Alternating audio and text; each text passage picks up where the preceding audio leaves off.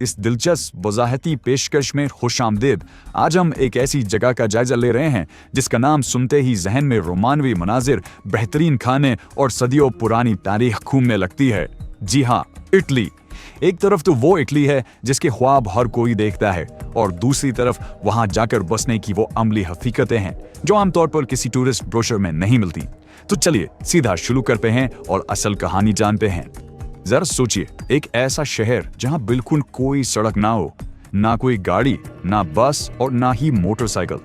ये इटली का मशहूर जमाना शहर वेनिस है। ये पूरा शहर नरम कीचड़ और दलदल में धंसे हुए लाखों कदीम लकड़ी के स्टूलों पर खड़ा है।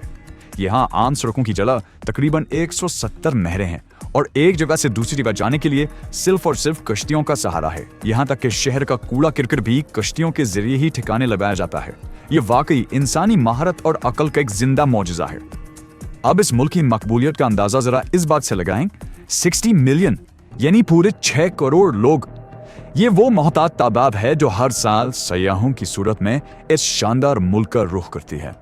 बहर रूम के किनारे आबाद इस खित्ते के दिलकश साहिल, बर्फपोश पहाड़ और सदियों पुरानी सकाफत मिलकर एक ऐसा मैग्नेटिज्म बनाते हैं जो दुनिया भर के लोगों को अपनी तरफ खींचते हैं। अगर तारीख की बात की जाए तो इटली का कोई सानी नहीं। पूरी दुनिया में सबसे ज्यादा यानी 55 यूनेस्को आलमी सकाफती विरसा मकामात सिर्फ इटली में मौजूद हैं। रोमन एम्पायर, जो कभी दुनिया की सबसे बड़ी सुपर पावर हुआ करती थी, उसी से जमीन से उभरी थी। यकीन मानिए, यहाँ के चप्पे चप्पे पर तारीख बिखरी पड़ी है। आइए इस तारीख पर एक जल्दी सी नजर डालते हैं। 80 ईस्वी में मशहूर जमाना कॉलेजियम मुकम्मल हुआ था, जहां एक वक्त में 80,000 लोग बैठ सकते थे। इससे ठीक एक साल पहले 79 ईस्वी में पोम्पे का पूरा शहर एक करीबी आतिशफशां फटने की वजह से 150 किलोमीटर फी घंटा की रफ्तार से आने वाली राख तले जिंदा दफन हो गया था। फिर 1088 में दुनिया की सबसे पुरानी यूनिवर्सिटी बोलोग्ना यूनिवर्सिटी वजूद में आई, और आज के दौर की बात करें तो वही खूबसूरत वेनिस शहर माहौलियाती तब्दीलियों की वजह से हर साल 2 मिलीमीटर पानी में डूब रहा है। फिर तारीख से निकलकर जरा जायकों की तरफ चलते हैं। इटली पिज्जा और पास्ता के लिए दुनिया भर में जाना जाता है, लेकिन हैरत की बात यह है कि यहाँ पास्ता की 600 से ज्यादा मुख्तलिफ शक्लें हैं और पिज्जा की 30 से ज्यादा अक़साम। अब्रोज़ो के इलाके में तो एक ऐसा फवारा भी है जहाँ से 24 घंटे मुफ्त वाइन निकलती है। और एक छोटा सा मजेदार सकाफती सरप्राइज ये भी है कि मशहूर इटालवी डिश कार्बोनारा के बारे में ख्याल किया जाता है कि उसे दूसरी जंग अजीम के बाद रोम में मौजूद अमेरिकी फौजियों ने इजाद किया था। है ना हैरान कुन? लेकिन एक बात ज़हन में रहे, पूरा इटली एक जैसा नहीं है। ये अंदरूनी तौर पर इंतहाई मुतनव्वे है। शुमाल में मिलान जैसे मॉडर्न इलाके हैं जो दुनिया के सबसे बड़े फैशन हब माने जाते हैं। वहाँ लग्जरी ब्रांड्स और महंगी तरीन गाड़ियां बनती हैं, जबकि जनूब की तरफ जाएं तो पुबलिया और कलाब्रिया में जिंदगी बिल्कुल मुख्तलिफ है। वहाँ जैतून के बागात, सफेद साहिल, देही सुकून और रिवायती जिंदगी देखने को मिलती है। एक ही मुल्क में दो बिल्कुल अलग दुनियाएं। अब एक और दिलचस्प हकीकत, रोम के मशहूर ट्रेवी फाउंटेन में लोग सिक्के उछालते हैं। रिवायत है कि यहाँ सिक्का डालने वाला एक दिन रोम वापस जरूर आता है। लेकिन अंदाजा है कि हर साल कितने सिक्के जमा होते हैं? तकरीबन 1.5 मिलियन यानी 15 लाख यूरो। सबसे बेहतरीन बात यह है कि इस चश्मे से जमा होने वाली तमाम खतीर रकम फलाही कामों के लिए अतिया कर दी जाती है। यहाँ तक तो सब कुछ किसी ख्वाब जैसा लगता है ना? लेकिन ठहरिए, अब हम इसके दूसरे और जरा संजीदा पहलू की तरफ आते हैं। 2026 में इटली मुंतकिल होने की असल हकीकत क्या है? आइए इस खुशफहमी से पर्दा उठाते हैं।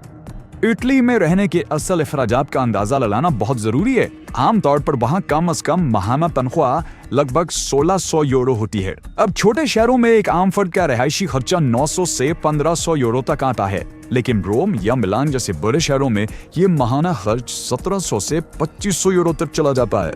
इसका सीधा सा मतलब यह है कि अगर मुनासिब कानूनी कागजात और आला हुनर ना हो तो बड़े शहरों में रकम बचाना तकरीबन नामुमकिन हो जाता है। खर्चों की बात हो रही है तो इंटरनेट पर वो वायरल ट्रेंड तो जरूर देखा होगा कि इटली में सिर्फ 1 यूरो में घर खरीदें। 1 यूरो यानी पाकिस्तानी रुपयों में महज 300 रुपए से भी कम। सवाल ये पैदा होता है कि क्या यूरोप के इतने महंगे मुल्क में इतनी कम कीमत में प्रॉपर्टी मिल सकती है, या ये कोई बहुत बड़ा फ्रॉड है? असल कहानी कुछ और ही है। 1 यूरो में घर मिल तो जाता है, लेकिन ये उन वीरान देहातों में होते हैं जिन्हें लोग मुकम्मल तौर पर छोड़ चुके हैं। इसके साथ बहुत सख्त शराइत जुड़ी होती हैं। इन खंडरनुमा घरों की लाजमी ताज़ीन और आराइश करवानी पड़ती है, जिस पर दसियों हजार यूरो का खर्चा आता है।